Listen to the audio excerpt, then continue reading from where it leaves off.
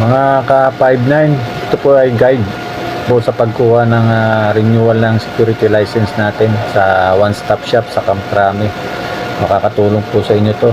Pag nakita nyo po to sa cellphone nyo, magpunta na po kayo sa second floor, SLD. Pagkatapos po dyan sa evaluation, diretso po kayo sa third floor. Dyan po at maraming pila at mahaba po at marami pong tao dyan.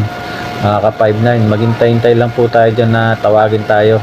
Tawagin po yung folder na pinasa natin. Ng folder po na papasa natin, mga original po original requirements po.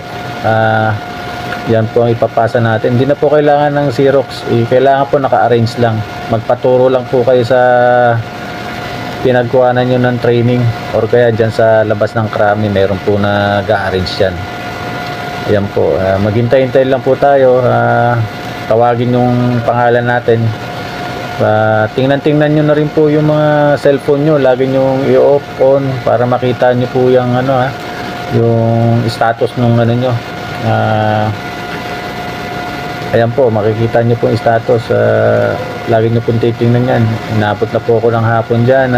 Hindi na po kami kinaya. Bumalik po na lang kami ng binalik po ang folder namin dyan.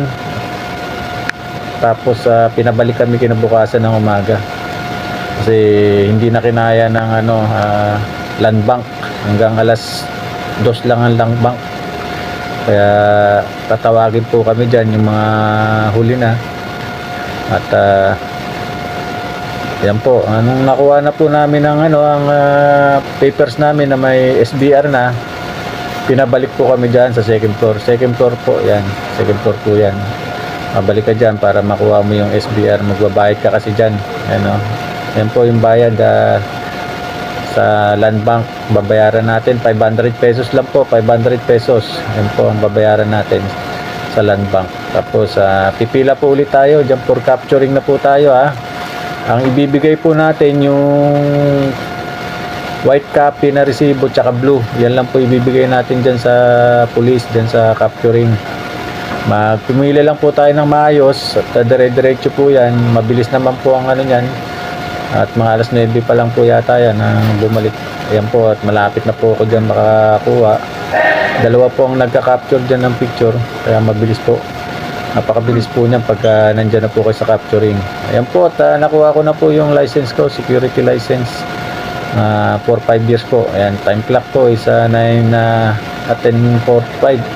Yan po, pauwi na po ako ng bahay. Tuwan-tuwa po ako dahil nakakuha na ako ng security license ko. For 5 years na naman po ang niyan, serbisyo. Kaya ingat po kayo lagi. Sana makatulong po itong ginawa kong vlog para sa mga ka-5 na natin security guard na magre-renew ng kanilang mga security license. Mabuhay po tayo lahat.